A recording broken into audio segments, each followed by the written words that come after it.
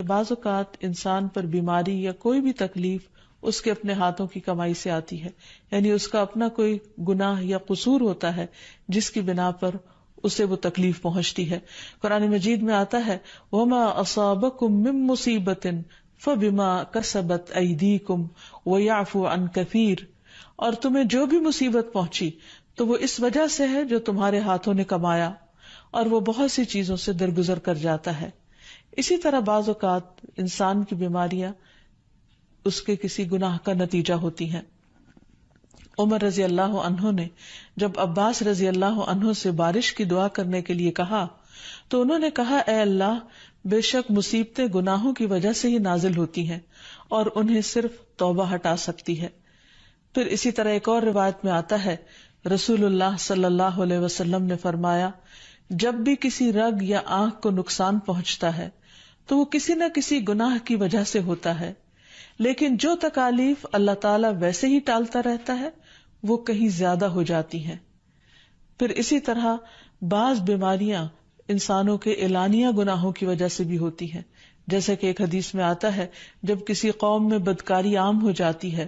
اور وہ اعلانیہ اس کا ارتکاب کرتے ہیں تو ان میں طاعون اور ایسی مختلف بیماریاں پھیل جاتی ہیں جو کہ ان سے پہلے گزرے ہوئے لوگوں میں نہ تھی۔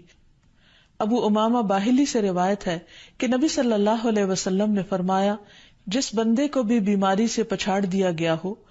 تو اللہ تعالیٰ اسے جب بیماری سے اٹھاتا ہے تو وہ پاک ہوتا ہے۔ تو یہ ایک حقیقت ہے کہ انسان کے گناہ اس کے لیے مشکلات کا سبب بنتے ہیں۔ امام ابن القیم الجوزیہ لکھتے ہیں، ان کی ایک مشہور کتاب ہے الداء والدواء، بیماریاں اور علاج، اس میں وہ کہتے ہیں کہ کوئی بھی گناہ ایسا نہیں کہ جس کے اثرات نہ ہوں۔ انسان سے چھوٹی یا بڑی جو بھی کوئی غلطی صادر ہوتی ہے اس کے نتیجے میں کچھ نہ کچھ اثرات اس کی زندگی پر ضرور پڑتے ہیں۔ ہاں اگر اللہ تعالیٰ معاف کر دے تو وہ اور بات ہے، ورنہ ہر گناہ کی ایک تاثیر ہوتی ہے، اور ان تاثیرات میں سے ایک چیز یہ ہے کہ انسان مختلف قسم کی بیماریوں میں مبتلا ہو جاتا ہے۔ اسی لیے ہم دیکھتے ہیں کہ جب انسان بیماری میں مبتلا ہوتا ہے تو اللہ تعالیٰ اس بیماری کو اس کے گناہوں کا کفارہ بنا دیتے ہیں۔ جیسے حدیث میں آتا ہے کہ جس مسلمان کو کانٹا چبھے یا اس سے زیادہ کوئی تکلیف پہنچتی ہے تو اللہ تعالیٰ اس کے ذریعے اس کے گناہوں کو اس طرح دور کر دیتا ہے جس طرح درخت سے اس کے پتے جھڑتے ہیں۔ تو اس سے ہمیں یہ پتہ چلتا ہے کہ بیماریوں کے آنے کے مختلف اسباب ہوتے ہیں۔ بیماری بہرحال جس بھی وجہ سے آئے، لیکن اصل چیز دیکھنے کی یہ ہے کہ مومن کا رویہ کیا ہے۔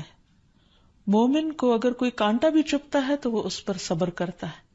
اس لیے بیماری یا تکلیف کے آنے پر انسان کو اللہ سے راضی رہنا چاہیے، شکوہ نہیں کرنا چاہیے، کیونکہ جو اللہ سے راضی ہو جاتا ہے کسی آزمائش پر، اللہ تعالیٰ بھی اس سے راضی ہو جاتا ہے۔ پھر اسی طرح اللہ تعالیٰ کا شکر ادا کرنا چاہیے، کیونکہ بیماری اس سے زیادہ شدید بھی ہو سکتی تھی۔ لہذا انسان کو اللہ تعالیٰ جس حال میں رکھے انسان اس پر شکر گزار رہے۔ پھر یہ کہ انسان کسی بھی بیماری میں کسی بھی قسم کی ہو اور زندگی کے کسی بھی حصے میں ہو اس میں مایوس نہ ہو، پر امید رہے کہ بیماری دور ہو جائے گی۔ پھر اسی طرح اگر بیماری طول پکڑ جائے تو انسان کو گھبرانا نہیں چاہیے، کیونکہ ہر گزرنے والا لمحہ انسان کے درجات میں اضافے کا سبب بنتا ہے اور اس کے گناہ مسلسل جھڑتے چلے جاتے ہیں حتیٰ کہ انسان بالکل پاک صاف ہو جاتا ہے۔ پھر اسی طرح انسان کو بیماری کی حالت میں دوسروں سے شکوے شکایات نہیں کرنی چاہیے،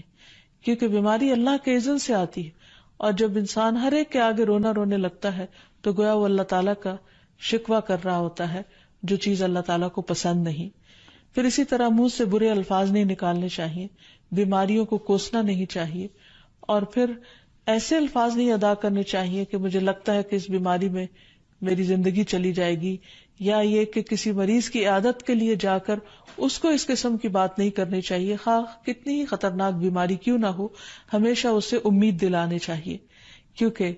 مایوسی کے الفاظ اور برے بھلے اور منفی قسم کی باتیں اللہ تعالیٰ کو پسند نہیں، اور انسان ویسے بھی جیسے سوچتا ہے پھر اس کے ایکشن اس کے مطابق ہونے لگتے ہیں۔